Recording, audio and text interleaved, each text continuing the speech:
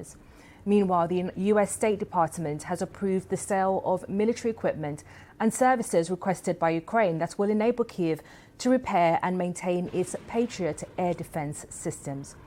Well, joining us now is Michael Bossack, Senior Fellow at the Atlantic Council and creator of the World Briefing newsletter on Substack. Thank you for joining us on BBC News.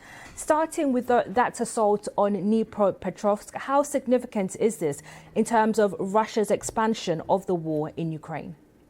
Good morning. Good to be with you. Well, it's very significant because Dnipropetrovsk, for the most part, has not been affected aside from having barrages of drones and rockets. But for the Russians to make any sort of incursion into that oblast is a very, very big deal, as is them expanding their presence in the Donbass region to the so-called fortress cities of Konstantinovka, Pokrovsk, and other cities, which the Ukrainians have heavily fortified over the years and are being used to defend Ukraine.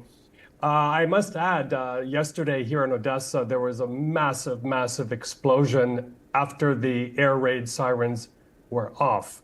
Very, very unusual. That usually indicates a fast-flying rocket.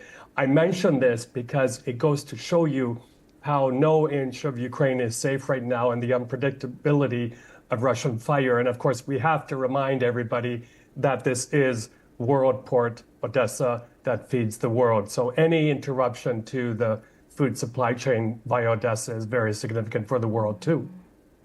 And I guess this really strengthens Russia's hand, Vladimir Putin's hand, ahead of any potential peace negotiations, because it shows he does have the upper hand in terms of the fighting in Ukraine. Yes, he may, but what I worry about, and yesterday I was just down the road at a center that helps displaced Ukrainians, especially children, lots and lots of children without their mothers or fathers. And, this is important to mention as well, because I think the strategy being employed by the Russians is also a kind of psychological one, pushing people out of Kherson, Dnipropetrovsk, and other regions. They come here and they may also go to neighboring EU states. So it's kind of an attempt to depopulate Ukraine as well as wear people down. And, the leadership here may not want to admit this, but people are very, very much worn down. It doesn't mean they want to give up or cede territory, but you can see it everywhere in the eyes of people, in the weariness of ordinary people here. It's getting to a critical level. Indeed, the impact of this war there, as you mentioned there, in Ukraine. That's Michael Bossack joining us from Odessa.